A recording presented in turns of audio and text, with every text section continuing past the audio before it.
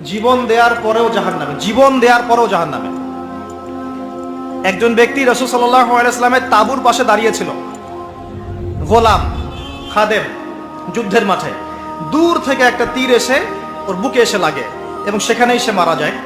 সাহাবীরা বলতে লাগলেন যে নি'মার রাজুল, কত উত্তম সেই ব্যক্তি, নবীর সাথে যুদ্ধ করলো, পাশে খেদমত করলো, শহীদ হয়ে গেল।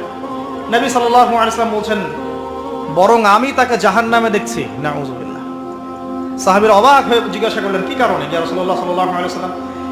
তিনি বললেন, গনিমতের মাল থেকে, গনিমতের মাল বোঝেন, রাষ্ট্রীয় কোষাগার, গনিমতের মাল থেকে সে একটা চাদর চুরি করেছিল।